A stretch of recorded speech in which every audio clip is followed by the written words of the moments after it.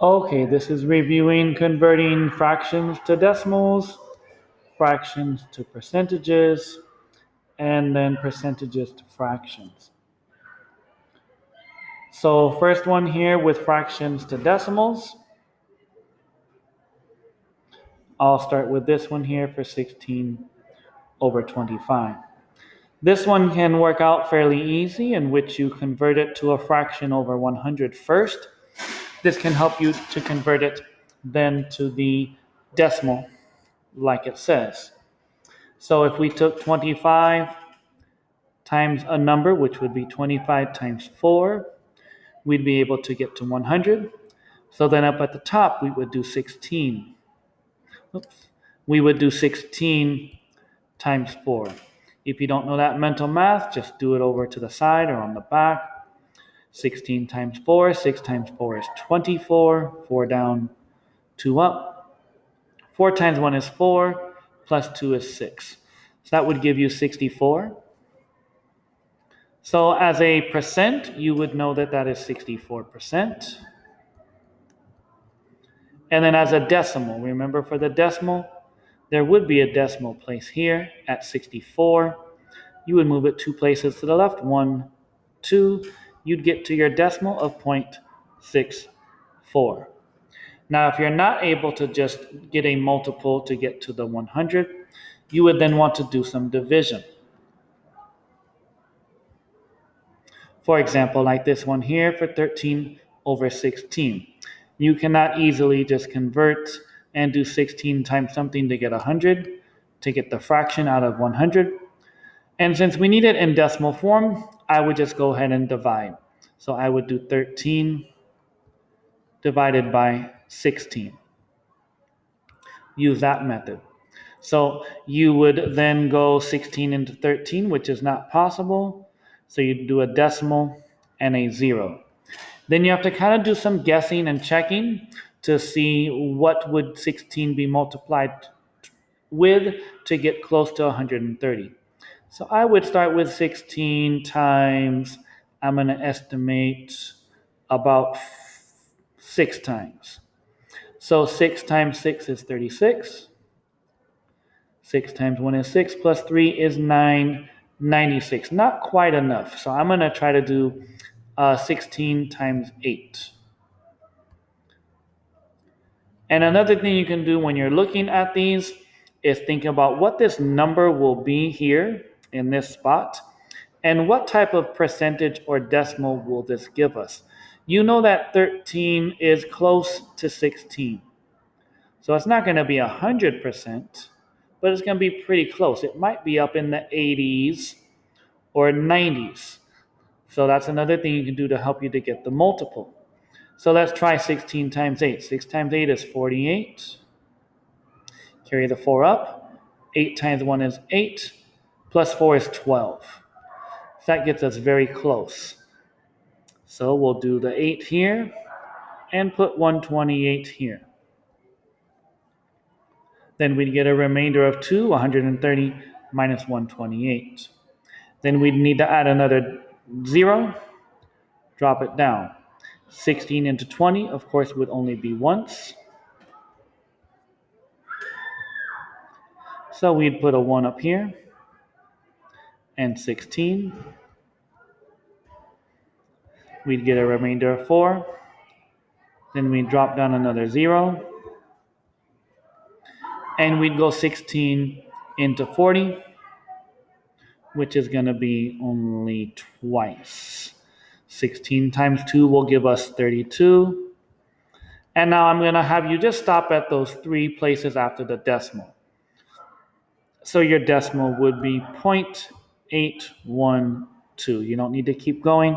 Just leave it in that decimal form of 0.812. So for this first set here, like I said, if you cannot easily just convert it to a fraction of 100 to get the percent and then the decimal, then just go ahead and divide those 2 numbers. Remember, always the top number goes in and the bottom number out. Next one is converting the fractions to percentages. So for this one, you'd go about it more or less the same way. If you get an easy one like this one here, and can go to 100 easily because 50 times 2 is 100. Then you would do 90 times 2 to get to 180. So you'd have 180%. And then remember, if you already have the answer there, that's 180%. No need to move the decimal or anything. You already have it in that form.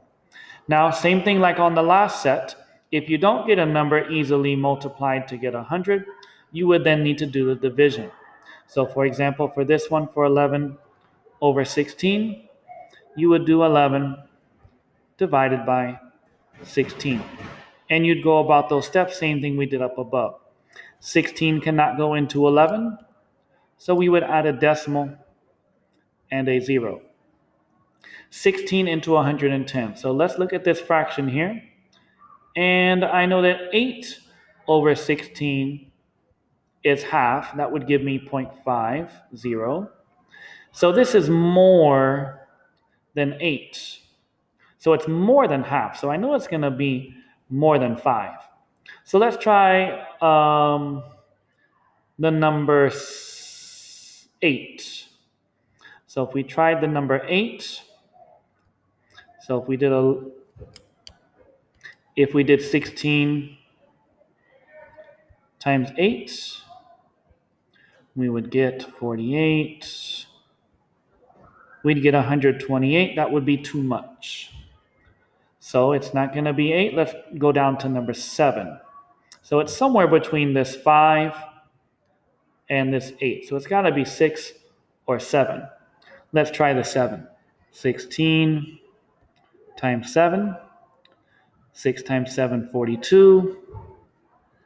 7 times 1 is 7. Plus 4 will give me 11. That's a little bit too much. So it's going to be in the upper 60s because this will need to be 6, but we do need to find what that multiplies out to be.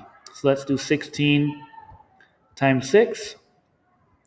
6 times 6 is 36. 6 times 1 is 6, plus 3 is 9. So that would give us 96. So we'd get a remainder here of 14.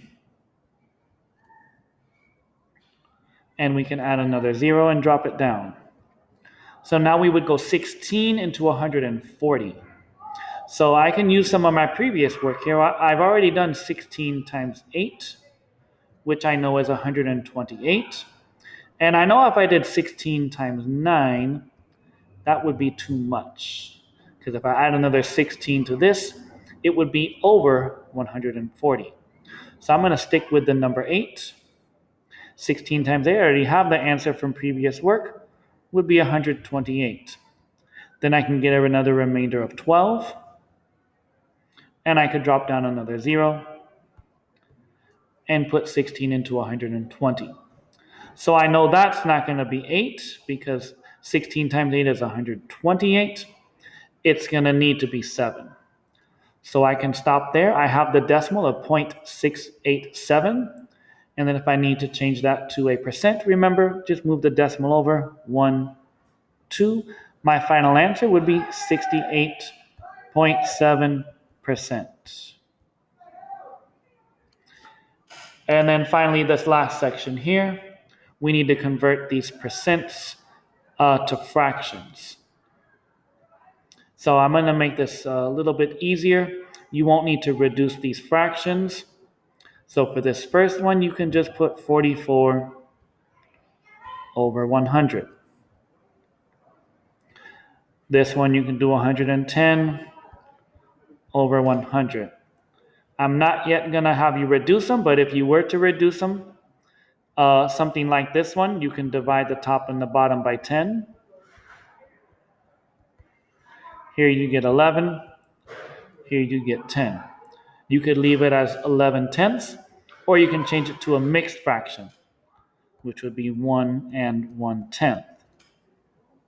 So you don't need to do all of that. I'll let you just stop here at the fractions.